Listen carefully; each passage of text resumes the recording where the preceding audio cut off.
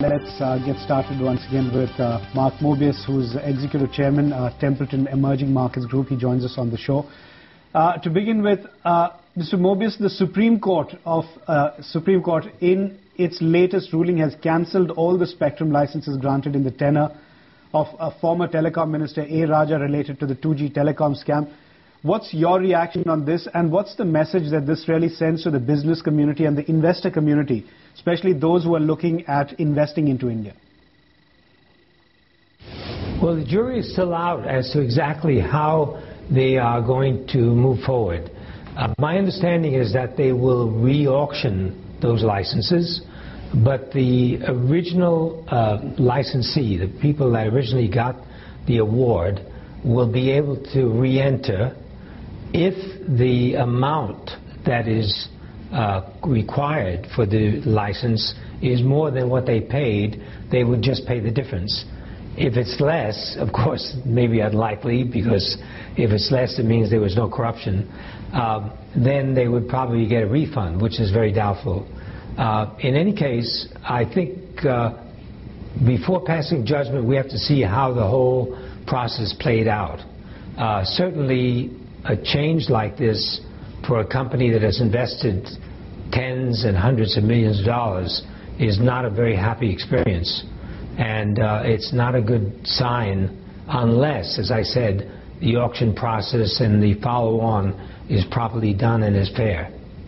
Right, but Mr. Mobius, would you say that this puts the Indian judicial system in a strong light, and this hence actually goes out as a positive message to overseas investors? Well, it may be seen as a strength of the judicial system, but a weakness in the government.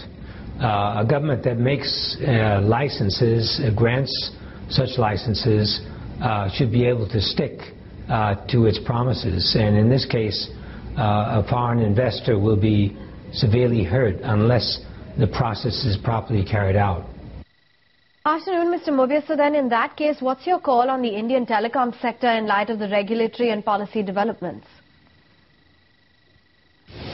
Well, the good news is that now that this issue is behind us regarding the corruption of license granting, it looks like it'll be a much more level playing field going forward, which will be good for the industry. Nevertheless, there will be consolidation. There has to be consolidation. There seems to be too many players at this stage, and consolidation will mean generally a stronger industry. Okay, deviating from that entire issue, now you're considered an expert as far as the emerging market investing is concerned, and over the last 6 weeks, emerging markets have rallied massively. Have you deployed fresh funds in this period, and did you participate in the rally that we saw? Yes, actually we've had more funds coming in. We had net new funds, and we have been putting that to work as the market moves. We don't want to chase stocks, but at the same time, we have been fully invested. What's your portfolio strategy been in the past few weeks, and what kind of stocks have you added positions in? Also, which ones have you reduced positions in, and the same for India in particular? As regards to India, we really haven't moved in any direction to sell, but we have bought, particularly in the software area, in the natural resources area.